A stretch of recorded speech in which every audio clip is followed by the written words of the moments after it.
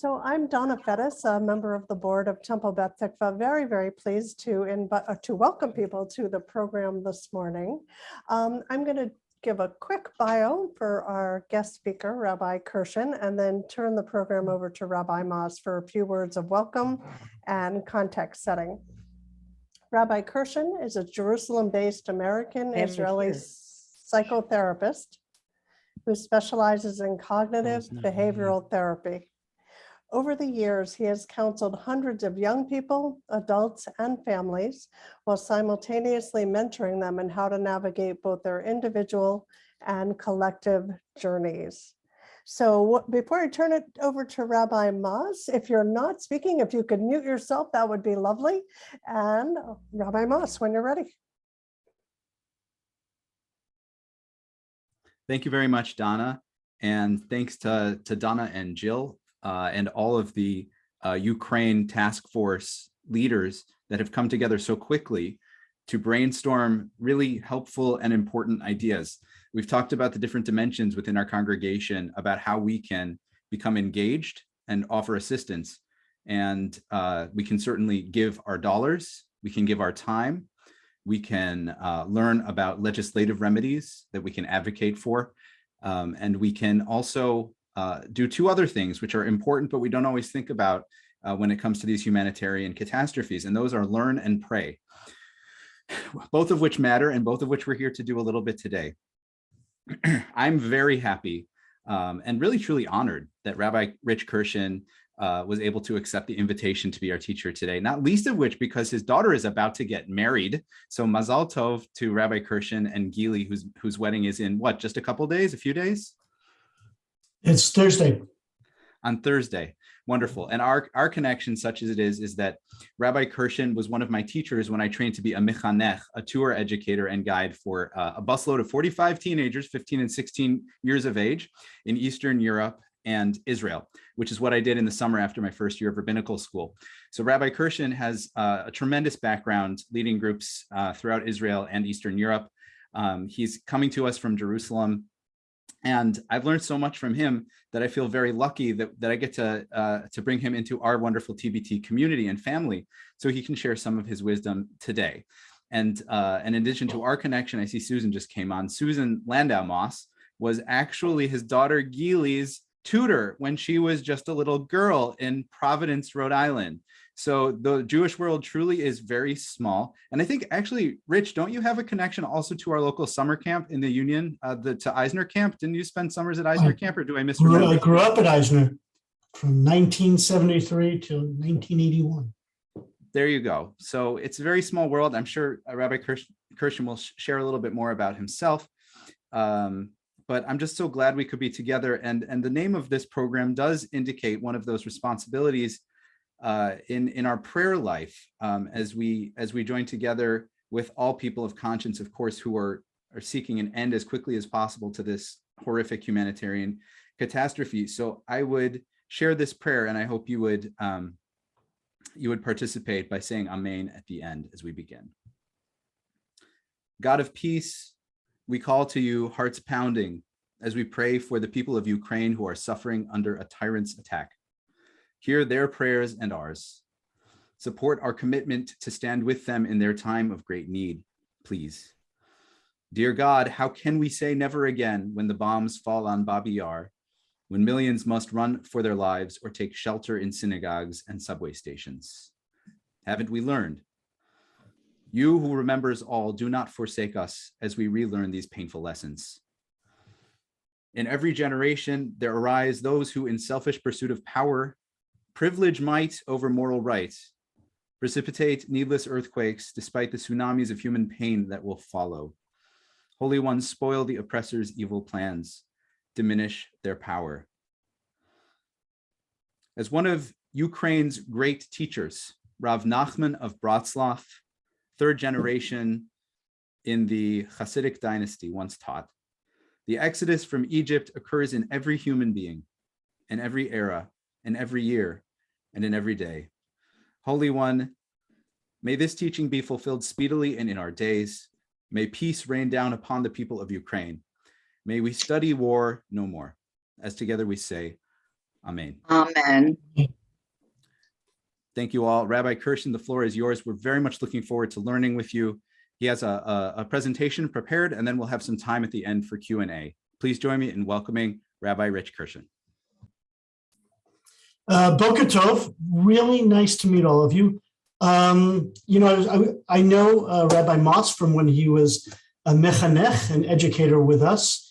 And like he said, many times a year, I would go over to Poland and Prague because Nifty in Israel had a program where we would take teenagers to learn about 1,000 years of Jewish history.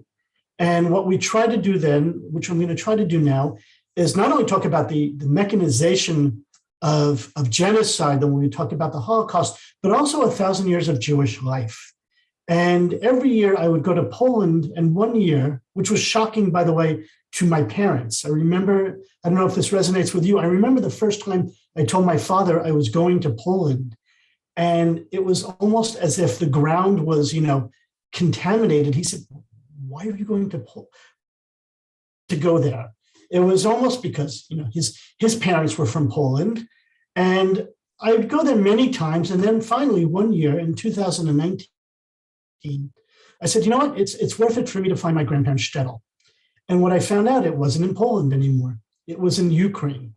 So it was very confusing. And what I decided to do is I flew to Ukraine and I landed in Lviv, or as Jews say, Lvov, and I got a tour guide and I went all over discovering both the Jewish story, and because of my guide, I didn't intend on this, the Ukrainian story. So what I'm going to try to do with you today is to figure out the connection between the Jewish story and the Ukrainian story in the country that we're looking at today in the news. I'm not a political pundit. This is not CNN or the New York Times. I'm a Jew with roots in the Ukraine. And so hopefully through this PowerPoint, we'll learn something. I'd love to hear your questions. I've never done this before, but it was really a great opportunity to think about it. So here it goes. Okay, oh no, I apologize. Let me do share.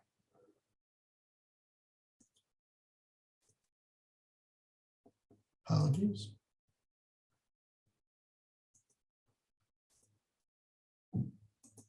Can you see it? Hello? Thumbs up, great. Looking good, thank you. Good, love technology. Okay, terrific. Here we are. All right. So this is a very early memory for me. But when I was a little boy growing up in the holy city of Woodmere, Long Island, my father Herman would tell me a story that his father Moshe told him, which was called Al Tichku and the Gazlunim. Anybody know what Gazlunim is? Unmute yourself. It's the Yiddish word for bandits, and it's about a little boy who is on his way back from Cheder, and his parents tell him not to take a shortcut through the forest, and he does, and of course he gets lost, and he gets scared, and he climbs up on top of a tree, and he hears Gazlunim, bandits, planning to rob the bank in the town, and he stops them and saves the day. I'll save what happens at the end of the story for the end of this presentation, but my first early bedtime story, and that might be true for many of you if you have heard words or stories or whatever, is a place in Ukraine. I never thought about that. Al Tichku and the Gazlunim, and that was a famous story for me. Now, when my father told me about Al Tichku and the Gazlunim, he talked about a place called Probuzhna. Probuzhna today is located in Ukraine, but as you'll find out, that was not always the situation. And so what I'm hoping to do is through the story of my grandparents' shtetl, you'll gain a better understanding of Jews, Ukrainians, and this land that we're looking, this map called, Ukraine. And we've been looking at it a lot in the last few weeks of places like Moldova and Poland and Romania, etc. So I thought it was interesting that Rabbi Moss pointed out that Nachman of Bratslav came from Ukraine. We oftentimes think of Jews as coming from Russia, famous Jews like Shalom Aleichem or Golda Meir or Yosef Brenner, who was a famous Zionist writer. Even Natan Sharansky, the famous refusnik, is actually from Ukraine. And of course, even though one of the great homes of Hasidic Judaism was in Western Ukraine. So much of Jewish life, even though we think of Russia, is actually in this land of Ukraine. Now, this is my bubby, Gittel, and she's from Probuzhna, and she came to the United States just in the nick of time. Okay, Probuzhna was still located in the west of Ukraine, about 2 hours east of Lvov. And she came for personal reasons, like Fiddler on the Roof. She was married to an older man. He died, and she came to the States, and she slept in my room every Shabbat. And for me, and I don't know if you have these memories, I didn't understand why she had an accent. I didn't understand why she used to put her teeth in a glass. This was this person. So I came to the conclusion as a young kid that when you reached a certain age, you started to talk like Havaya Dalink. And that's how old people talked after the age of 60. And I had all these relatives who had strange Yiddish names like Uncle Enach and Mima Huga, which means Aunt Hagar, and all kinds of names and places.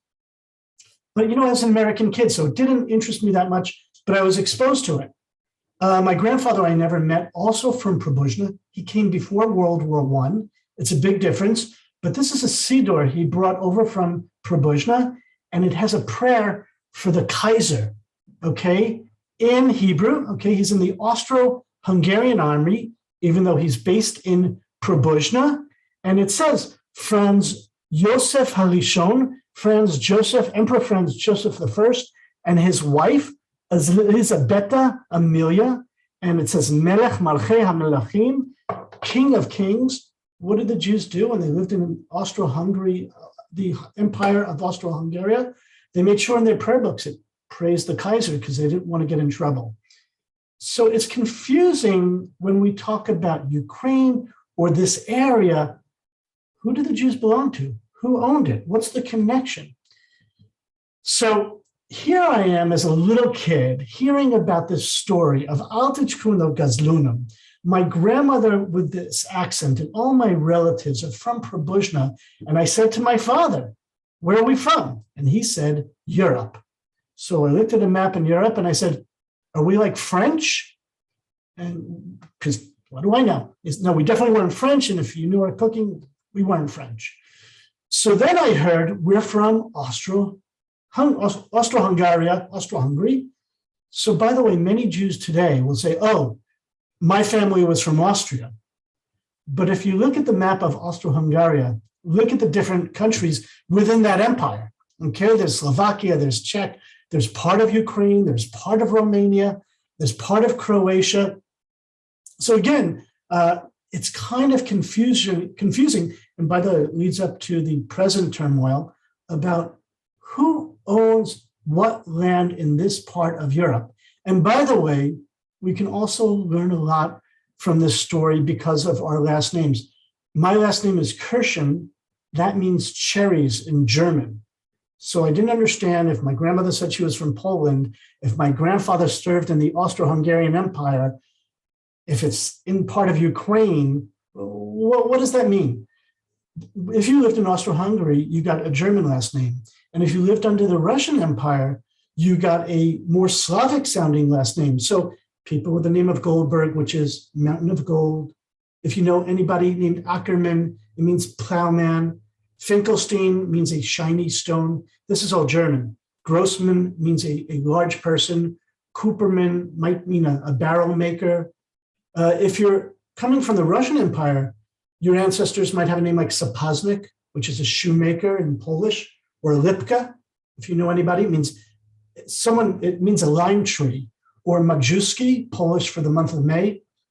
By the way, there are names like Rifkin, if you know anybody, which literally means Rivka's children, right? Kin as in Kinder. So they didn't know who the father was. And Dvorkin, as in Dvora's kids. Where our ancestors came from has an impact on us today, what names we carry. I saw this on Twitter, it made me laugh. Someone wrote, I challenge any Ashkenazi Jew to say what country they come from in Europe. And of course, we know, I'm a Star Trek fan, Spock had identity issues, but it's confusing. And just one more thing to think about in case you've heard this. Who's heard of the name, you're my crowd. Who's heard of the word Galizianer. Are any Galizianers in the room? Okay, my people, go.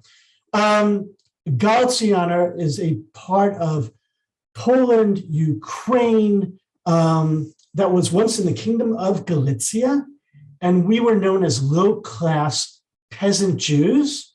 And once upon a time, an intermarriage was if a Galizianer married a Litvak. Now, Litvaks are from Lithuania, Estonia. Litvaks are said to be more cerebral, more uptight. Galizianers are supposed to be more emotional. I don't know, I'm not sure who is calling themselves. Can you see, by the way? We don't see your screen share at the moment. I'm trying to, okay. Let's try this. How's that? See it? Great, okay. So these are Galizianer Jews, and that's a term you'll hear when we're talking about Ukraine and the Jewish story. All right, now these are my great-grandparents, Meyer and Rivka Plotzman, and it's important, I think, to think about how they saw themselves. Again, they're living in Probuzhna, which as of now is just, being bombed by the Russians in Ukraine. They were Hasidic Jews, and they lived in an empire with hundreds of different ethnic groups. Now, they spoke and conducted their lives in Yiddish, and they actually lived a semi-autonomous life. And they lived with Ukrainians and Poles. As my grandmother would say, ich red Yiddish und ich red Goyish.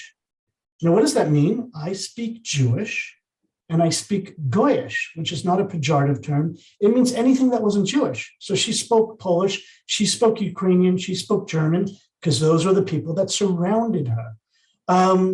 For American Jews, the identity in the story is very different. We say many of us say we're Americans and we practice Judaism. In Ukraine, my people did not say, and many people did not say we're Ukrainians or we're Austro-Hungarians. They were Jews, and it was a separate way of living. They had their own laws. They had their own language. By the way, the word Judaism is very new, right? It doesn't come we enter modernity. It's only been around for 200 years. And does anybody know what does it mean when the word Jew, when someone says, are you a Jew? What's the word actually mean? Hands? It's a little hard because I can't see all of you. Okay, I'll answer it. Question I'll answer. The word Jew is from the Hebrew word Yehudi, which means Yehuda, which means Judea, which is where my office is right now. It's a geographic term, okay? If you are a Jew, it means someone in your family somehow came from Judea and kept that term. The whole idea of Judaism is very newfangled. So they saw themselves as Jews who were a separate people living in a kingdom. Now, just to give our history, but I think this helps with what's going on now, before World War I, there were 4 great empires. By the way, do you see Ukraine on this map? No. Do you see Poland on this map? No, right? There's so many. Do you see Croatia? There's so many countries that are gobbled up by these giant empires. When these empires disappear, we have a mess on our hands. And if you look at the Ottoman Empire, which is all the way to the bottom right, what do you know about the Mideast? Once we lose the Ottoman Empire, you start having countries created by 2 great powers, Britain and France. And Britain creates Iraq, which never existed. France creates Syria and Lebanon, which never existed. Britain creates Transjordan. And of course, we left Palestine, Israel to fight it out for the next 100 years. But we're still dealing with issues from World War I, which historically speaking is not that long ago. It's 100 years ago. Okay. And that's, I think, very much, if we look what's going on today, the question of, maybe Putin is looking at the Russian Empire saying, by the way, Russians used to refer, and if you're as old as I am or older, they used to refer to Ukraine as the Ukraine. Like we say, the Catskills, the Bronx. I'm going to the Ukraine. So this is before World War I. And what happens? Remember our history from school. Archduke Ferdinand is assassinated and entangling alliances, if you remember that from social studies. And World War I breaks out. But this is something I want you to know about World War I in the area we're looking at today, mainly Western Ukraine. and this is when my grandmother lived there. She would say when the Russians came in, they would hide in the basements, and it was horrible. Why? Because the Russians during World War I, we don't talk about that a lot, had a policy of ethnic cleansing for the Jews. This guy here is named S. Ansky. You'll know him because he wrote the play The Dybbuk, which is about an exorcism. And he was also very involved in Russian politics. And he wrote this book. You can get it on Amazon. It's called The Enemy at His Pleasure. And this was the trauma that my grandmother went through of hiding from the Russians, killing as many Jews as they can. And of course, ironically, when the Germans came in, it was good. When the Russians came into the town, it was bad. But a lot of times we forget about World War I because World War II was so horrible and really did genocide. But World War I wasn't any worse. Okay, so to give you an understanding of when we're talking about the Jewish connection to Ukraine and what happened, there's wonderful parts and there are really painful parts. And after World War I, everything changes, right? Suddenly, my grandparents' shtetl is now in Poland. Suddenly, there are these new countries like Czechoslovakia, Yugoslavia. That didn't work so well. Lithuania, Latvia, Estonia, by the way, Finland, right? That used to be part of the Russian Empire. The world changes, the map changes, and I can't resist this, but the old Jewish joke tells it better than anything else. This is my great-grandmother, Rivka. I know you didn't want to mess with her, quite the potato face. But the joke goes like this. One morning, an old Jewish woman wakes up to find out that her shtetl that had been in Russia is now in Poland, to which she responds, "Thank God, I couldn't stand those Russian winters any longer." That basically tells you the story, okay? They were living under Austro-Hungary, then under Russia, and now under Poland. I want to move this. Okay, please look at this slide because it's important. Actually, this is fairly new research by a professor named Jeffrey Weidlinger at the University of Michigan. And if you want to get a great book, it's called In the Midst of Civilized Europe. Again, these are pogroms that my grandmother talked about. And he writes, between 1918 and 1921, over 100,000 Jews were murdered in Ukraine by peasants, townsmen, and soldiers who blamed the Jews for the turmoil of the Russian Revolution. In hundreds of separate incidents, ordinary people robbed their Jewish neighbors with impunity, burned down their houses, ripped apart their Torah scrolls, sexually assaulted them, and killed them. Largely forgotten today, these pogroms, ethnic riots, dominated headlines and international affairs in their time. Aid workers warned that 6 million Jews were in danger of complete extermination. 20 years later, these dire predictions would come true. By the way, this is not about the modern era, but it's understanding our connection where sometimes people have had ambivalent connection to the old country, as we recall. And there's something I think that's important for us as Jews living in Connecticut or wherever you may be. I think our parents or grandparents or great-grandparents came to America with a lot of trauma. A lot of them didn't talk about the trauma, but they had a lot of anxiety. And if you ever feel yourself anxious or depressed in Westport, Connecticut, and you say, gee, why do we have this anxiety in our family? One of the things about family therapy and family systems is that anxiety is often what is passed down most between the generations. And I think that's something it's important to understand, gee, why are we so anxious? I know from my family, my grandmother, who went through these horrific pogroms, definitely passed down anxiety to my father, and he passed it down to me, and I passed it down to my children. As much as, we have CBT now, and we have Prozac, and we have therapy, probably something a lot of our grandparents or great-grandparents didn't have, but it's no kidding around. I think there used to be jokes about how our ancestors suffered, but I think that is with us today. So again, there's wonderful things coming out of that area of Hasidut, of Zionism, of Jewish spirituality, and there's some very real painful parts. Now, to understand the Ukrainian story, have you ever heard of I don't speak Ukrainian, the Holodomor? That was a policy by the Soviets, mainly Russians, which was a forced famine, or the Great Famine, against Ukrainians, and 4 million Ukrainians starved to death. So if you think Jews have issues with Ukrainians, Ukrainians have issues with Russians. And this is something very big in their narrative.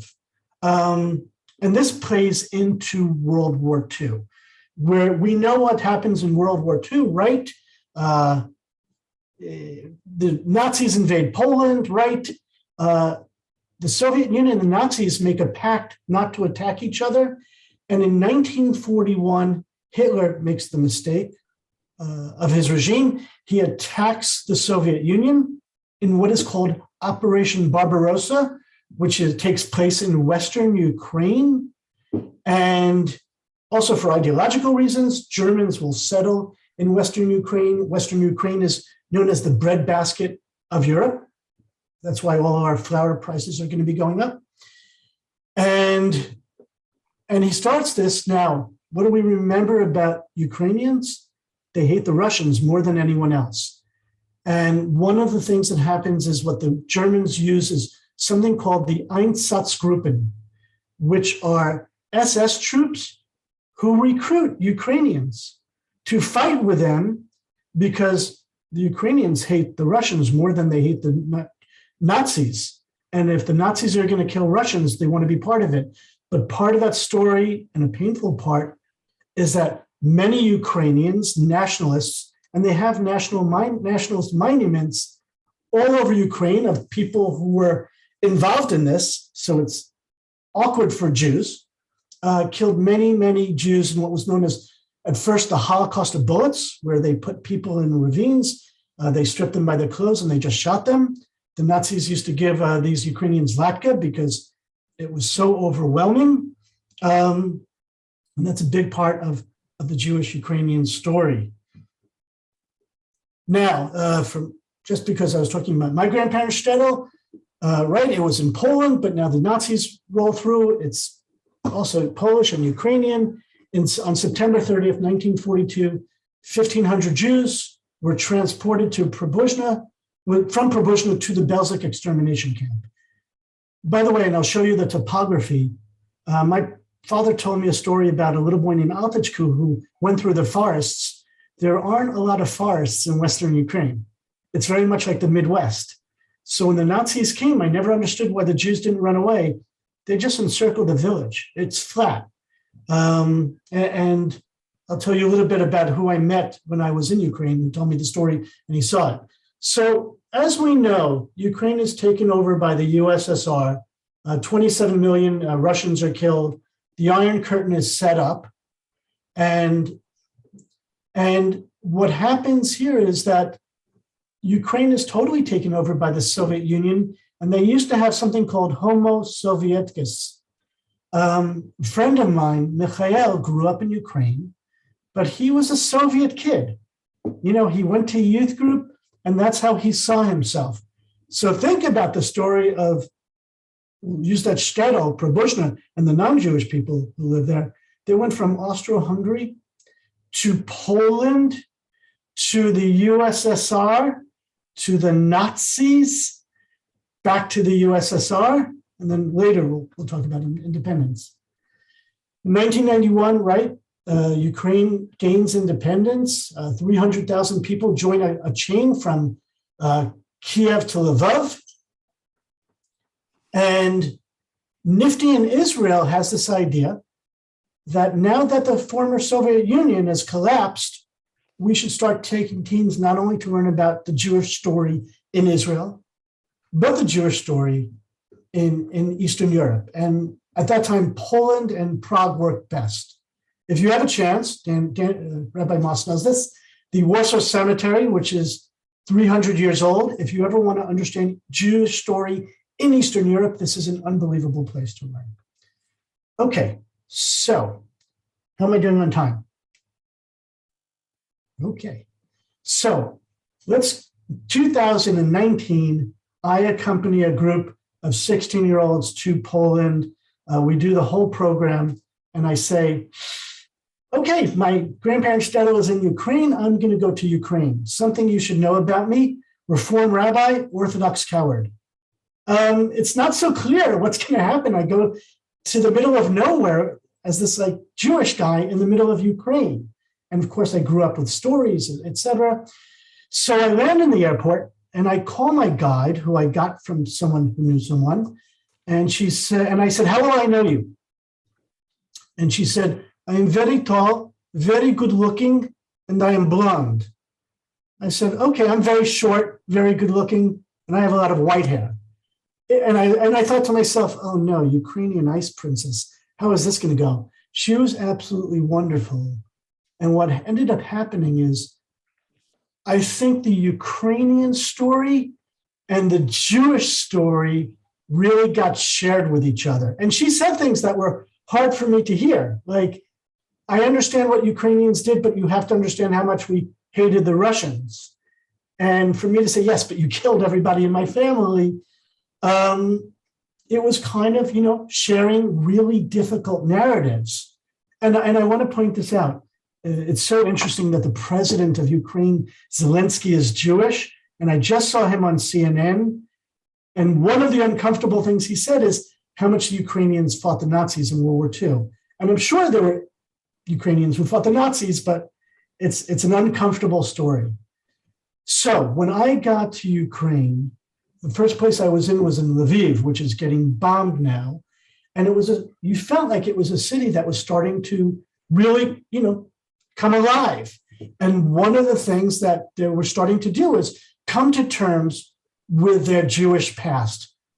Because remember what I said, when the Nazis killed all the Jews, but when the Soviets came in and wanted everybody to be Soviet, they tried as hard as possible to erase any Jewish memory or narrative. So we were killed both physically and culturally and spiritually. So it's very hard to find, what is left in Jewish Ukraine. Now, this was a store that had Ukrainian and Russian writing on it, and they uncovered it and found Yiddish. And it's called a Milchspeisen, which means dairy foods. And it says it has milk, ground coffee, pastry, butter, cheese, and sour milk. It's very interesting to see how Eastern Europeans deal with Jews when there aren't that many Jews living there.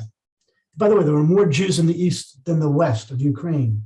And maybe Rabbi Moss remembers this. In Poland, if you're opening up a business and you want to buy a symbol for good luck, do you remember? You can buy a little picture of a bearded Jew and put it in your store, and that will guarantee you good luck. And I saw a lot of things are like that around it. It's very disorienting and odd, to put it mildly, to see these things. Right. You know how Native Americans feel, because it's kitsch. They have a lot of klezmer bands in Poland because it's kitsch, and it's a strange feeling. So again, this is the topography of Ukraine.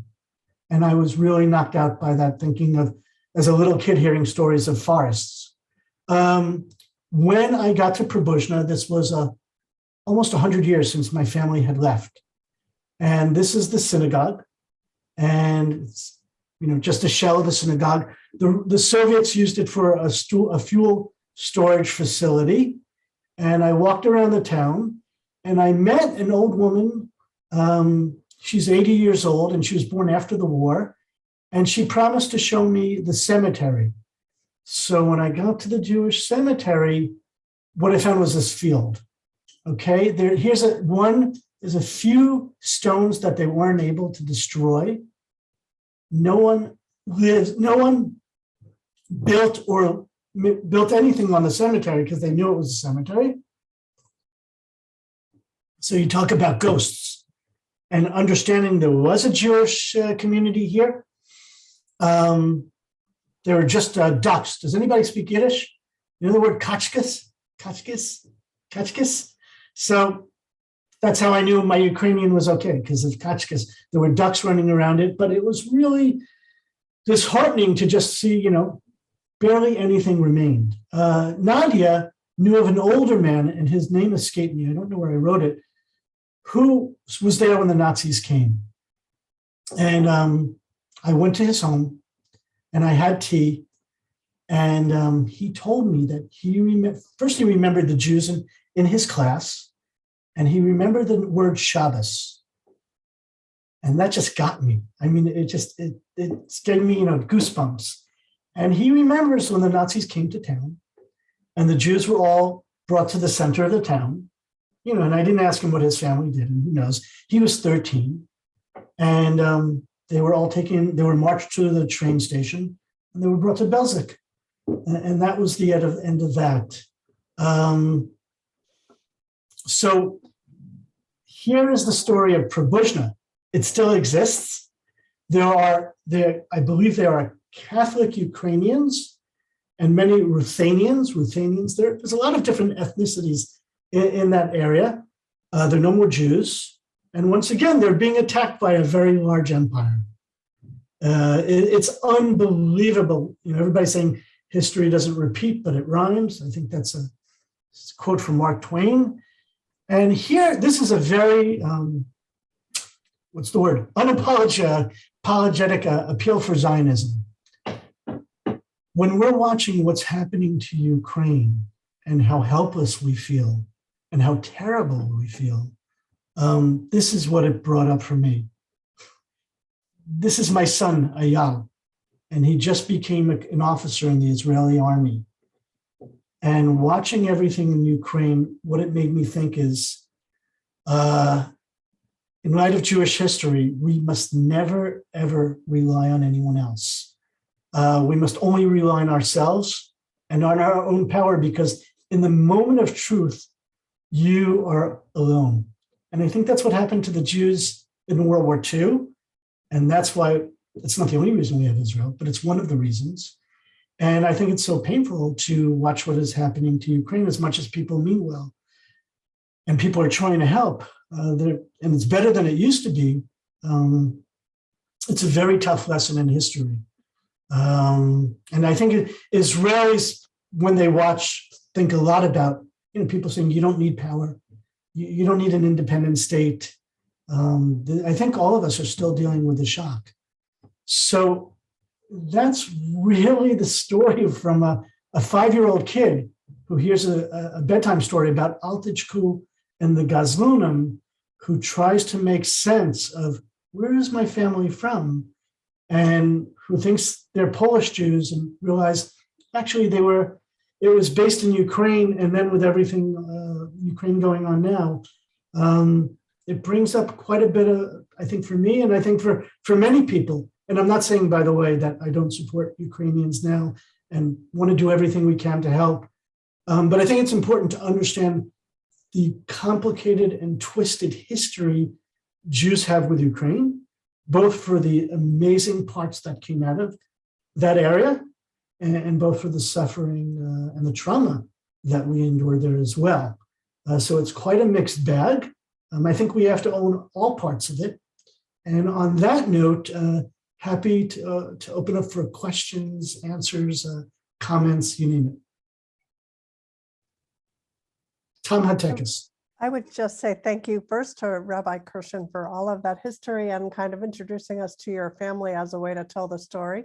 Thought it was really well done. Rabbi Mas, I don't know if you want to start out with anything, or we'll open it to the whole group, and we can do the hand raise in Zoom or the old-fashioned hand raise if you want to ask a question or make a comment or share a little bit of your own story. I have nothing to add, Donna. Go ahead. Let's open it up.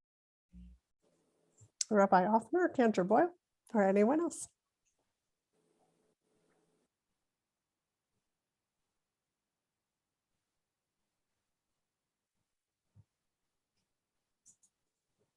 Hold it. Toby, go Danny, right do you ahead. want You can unmute. Rabbi Ross, do you want to call on people, or I can. Yeah, Okay. Toby, you can unmute and go right ahead. Sure. Thank you. That was so fabulous. And I just so agree with you that, I've always said, even though Israel isn't perfect, it is the only place in the world that will always take Jews, and why it's so important that we stand with Israel too. One question that I had was, I was surprised that so many Jews remained in the Ukraine. And I'd love to hear something about that if you know anything about that. I feel like you. I grew up, by the way, I was curious to hear what people heard about, the old country, because I always assumed, that was it. No one was left. And obviously, what I know is, by the way, first of all, Zelensky's parents are an interesting example of, when the Nazis came, people ran east. So it's hard to know about people's trajectories or immigrations. People went to Uzbekistan. Zelensky's family or father was in the Red Army. One thing I know is most Jews throughout the Soviet Union spoke Russian, whether you lived in Ukraine or Belarus. And, it's a little confusing. So I don't know everybody's personal story, but I remember thinking of the USSR and just assuming Ukraine was part of so I wonder how much caught there, Jews who were maybe, more connected with Russia and ended up Ukraine. It's a good question. I don't have all the answers, but I do remember thinking Ukraine was just a part of the USSR back then. And, that's what we knew, right? We all remember the Iron Curtain. Think about young people today. To Poland for the first time. When I was a teenager, you couldn't go to Poland. It was like visiting Iran now. So history moves quick. But I wish I had a better answer, but I don't. But it's a good question. Thank you. Next question is from Susan Glantz, then Harry Shanzer and Susan Laurie. So Susan Glantz, if you want to unmute, you can ask your question. Yes, hi. Can you hear me? Yes. Yeah, I can. Yeah. So in terms of this was so interesting and so timely for me, because I just had a revelation this weekend that part of my family, my father's side, came from a shtetl outside of Lviv, which I guess was Lwów in Polish. And I was curious as whether you knew about other Jewish shtetls and settlements in that area. It was called Sheretz. Oh, I think I've heard of that. So there's something called Jewish Generation. I think it's a Jewish Generational Links or something like that. But it's really unbelievable. We are, by the way, you and I are landsmen, which means, how do you say, who knows how to say? Landsman means we lived in this, our families came from the same area. So, Right. Hi, nice to meet again. But there were so many shtetls in Western Ukraine. And by the way, the Russian government had a policy that Jews didn't get into Russia proper until 1862. Jews were held in something called the Pale of Settlement. So that area was filled with Jewish shtetls. And it doesn't surprise me. And that's why I think a lot of our ancestors or grandparents, whatever, said, we're Russian, but they came from the Russian Empire. They probably came in that region of Western Ukraine, most of them. And so at that time, at the very early part of the 1900s, that was Austro-Hungary. It was probably, yes, Lvov, which they called Lemberg. Yes. So I call it Lvov. Right. Ukrainians say Lviv, and Germans pronounced it Lemberg. Lemberg, yeah. And that's right. So I don't know. Your last name is? Glantz. Oh, okay. So I don't know what it means, but if you. Well, it means shine in German. So there you go. That's because it was under Hungary. Right. So that's how we have our names. Our many Jewish names are German. The other half are more Slavic. Right. But you can definitely nowadays, if you Google it, you can find so much online. It's really unbelievable. Google what? Your shtetl, the name of your shtetl. Oh, okay. Google the name of your shtetl, and you'll find, and there are probably people who are connected to it and all kinds of stuff. It's really interesting. You can find out a lot of nowadays with the internet. Thank you so Thank much. you. And we have a number of questions. So in order to get to as many as possible, maybe we can move along to Harry Shanzer next, and then Susan Laurie. And we'll go from there. Good morning, Rabbi. Morning. I enjoy very much your personal history. I have a question about the justification for this war. Putin has said that one of the justifications is to clean Ukraine from neo-Nazism. Right. Now, one of the answers to that is that President Zelensky is Jewish. But I just also listened to the interview of Sakari on him. And when he asked him about that personal experience, it shocked me in the sense that he's completely assimilated. He was wearing, at 1 o'clock, you should listen again to this interview. It was very interesting. He was wearing a shirt with a cross in his heart. His grandfather fought in the army. His relatives didn't die in the Holocaust, they died in the war, in the first war. So that there is very little about him being Jewish. It's only that his blood is Jewish, but his psyche doesn't look to be Jewish. Now, there are a lot of other things in the history of Ukraine that bother me. Just to mention some names, Babi Yar. Recently, in April 2014, there were flies distributed that were anti-Semitic, and nobody in the government did anything to turn the thing around. In a recent election, the neo-Nazi party got 12% of the votes and representatives in the parliament. So that I want to know from you, what's the influence of Nazism really and anti-Semitism in Ukraine? Well, so I assume there's no shortage of anti-Semitism anywhere. No shortage of anti-Semitism in Eastern Europe, whether it be Poland or Ukraine, etc.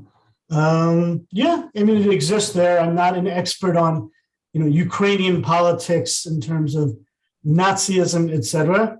But if you talk about ambivalence that people have felt with the connection with Ukraine, I think it's there. I'll say personally, what's happening is horrible, and I hope that this stops and they're able to get the Russians out. And I will say personally, though, when I met my guide, I thought it was really interesting to hear her story and my story and compare the tension. I understood her story in terms of, she said to me in 2019, the Russians are going to come and it's just a matter of time. And she was right, and it's just, it's so amazing to have been there and so shocking to see what happens. But yeah, sure, there's no shortage of anti-Semitism in Ukraine, and I'm sure many of the Eastern European countries. So, Thank you. Susan Laurie, if you want to unmute and ask your question. Hi, this has been a wonderful history lesson. And my maiden name is Galitzer, Galitzer. And I've always been fascinated by Galicia. My grandfather claims to have come from Austria. And I always thought he was maybe wrong, but now that I see he could have been in Austria. I don't know where he was. And the Gallitzer family, if you look in any phone book, nobody has that name. And I had somebody approach me recently who has been looking for Gallitzers for 1,000 years, as we have everywhere we go. I always looked in the phone book. And he found us through my daughter, knew somebody who's said her maiden name was that, whatever. He's been really looking. He found a family in Israel, and that seems to be it. So I've always wondered if perhaps when they came to this country, they asked him a question and he answered Galatia. I don't really know, but where do we think he actually came from? It came in the 1890s. It sounds like Galicia, which is the area. Yeah. It could have been changed at Ellis Island. You know the joke? Does everybody know the joke? Where the Jewish guy gets to Ellis Island and he practices his name, and they say name, and he says, "Hey, Sean Ferguson," which means I already forgot. But the man there says, "Oh, Sean Ferguson." Yeah, that's the joke that used to be the family joke, because we kind of figured he must have said he came from. I'll tell you, I think there's a really important point you're making here, though. I think for many of us, our relatives, ancestors, grandparents, great-grandparents didn't talk a lot what they left. And like my grandmother lost all of her brothers and sisters. She never mentioned it. I think there was a lot of guilt. I think there was a desire to look forward and not backward and to become Americans. And I think for many of us, now we have the internet, there's not that, you can't go back that many generations. I know my grandmother never talked about it, and my father also looked at it like as something you just didn't talk about. So I think many American Jews it's confusing as to our last names, how we got here.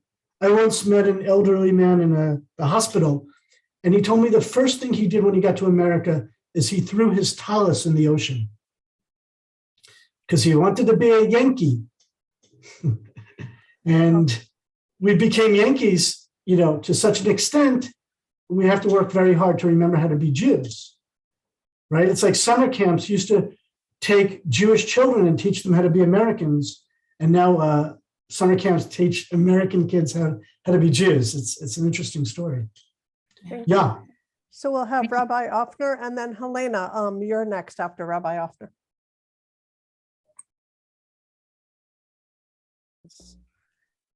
Hi there, and thank you so much. That just was such an amazing weaving of the personal and the political, and you are a master storyteller in every sense of the word. So, Yesher Koach, and thank you so much for that.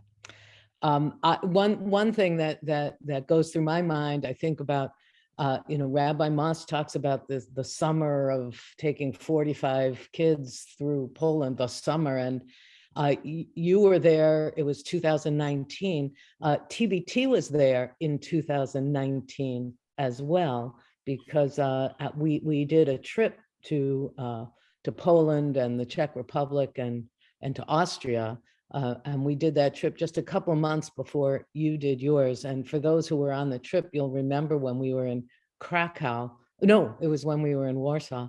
We intersected with a group of high school students who were on a trip as well at the time. And there were hundreds of them. And we probably were with them for about 3 minutes, and we were totally exhausted. So kol hakavod to you guys for spending the summer with their robust energy. I do have one question for you, Rich, as you talk about being in Israel and the importance of being Israel. I'm just curious. I do believe that Zelensky met with Naftali Bennett, and I wonder if you have any sense of Israel's role or possible role, potential role in the current conflict? I think Israel is very nervous about this whole thing. It's like the last thing we needed, as they say in Yiddish, a lachen cup. We needed this like we needed a hole in the head, because there are thousands, I don't know, 50, 100,000 Jews living in Russia. And there are at least close to 100,000 Jews in Ukraine. So because who trusts Putin, who knows what will happen if we come out in favor of Ukraine. Everybody says we have to, though, but it's scary. Russia also controls Syria's skies, right? Remember, Russia went into Syria. So Israel often flies over Syria, destroying convoys, trying to bring missiles to southern Syria. And the only reason that can happen is Russia lets us. No one wants to get into a situation where you shoot down a Russian plane. So it's very awkward. Now, everybody says the moral thing to do is we have to come out and, stand against Russia and say, and we have, I think, and in the United Nations, et cetera, as far as I know. I think also Israel is bracing to receive another 100,000, 200,000 Russian and Ukrainian Jews, because it's very likely Russian Jews are going to want to get out of Putin's Russia and Ukrainian Jews. So we're also accepting non-Jewish Ukrainians, I know. So that's where we are. I think it's awkward. I think it's, I think the moral thing is clear what to do. I think it does, like I had said at the beginning, I think it brings up, whoa, if you're not able to defend yourself, people feel bad and write angry letters to the Times, but you're on your own. And I think that's what's so hard nowadays. You have the iPhone. So yeah, it brings up a lot of different things for Israel. I don't know what's going to happen, obviously. I think we'll get a lot of immigration then. Thank you. Thanks. Helena Shanzer, if you want to unmute and ask your question. So I had the same question, but I'll go a little beyond that. My parents were in the Holocaust. They were from Poland. Many of you had heard my story. And they ended up in Chile after going through 8 countries. We spoke Yiddish at home. My parents never spoke about what happened to their families. It was a taboo. And I was interested in what you said about anxiety of the generations. My brother, myself, after hearing the story of my family towards the end of life of them, was surprised that we were so normal. That was, my brother said to me, I don't know how we're so normal. And so my parents didn't speak about this. And when my mother was dying, I went to Chile and I started writing while she was at bedside, asking her questions. And I just want to say that they never forgave the Polish, they never forgave the Germans. And my mother spoke 8 languages and refused to speak German and Polish. Towards the end, she said, you know what, write this down. Israel is our protection now, and it'll never happen again because we have Israel who will defend us. And I thought I always remembered this as something really important. Oh, well, thank you. Where was your mother? Where are your parents from? Where were they from? Poland, Lodz. Where? Lodz. Oh. That's quite a story. Wow, wow. And Sobotsky, I don't know if that has a name from something. Not sure, but the story of Lodz is good. Wonderful. Thank you. It's thank you for sharing. Yeah. We have a few more questions, I believe. Ellen Warner, did you have a question? Well, I actually had a comment too, Comment. Helena. my father and his family were from Poland. And my cousin Joseph came after the war. He was in a concentration camp, and he has testified for Yad Vashem, but he also was one of the best storytellers I've ever heard. And he not only forgave Germany, but he said that Germany was one of the best friends that Israel has. And I think sometimes we need to let go of the past and see where people are now. I mean, there's definitely anti-Semitism everywhere. But for him, and for him who was in a concentration camp for quite a while, Germany was not the devil. That's a great point. I think the question is, to know the history and understand it. And, 2020 is not, I think someone pointed out about Israel, 2020 is not 1938, which is good. It's a good, listen, Germany is Israel's best friend. I hope that in sharing this story and the difficult parts in the past, is something to understand. How you move forward is a different question. Sure.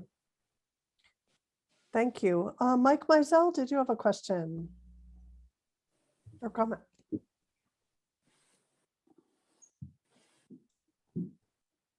Yeah, you just need to unmute. If you can see that button.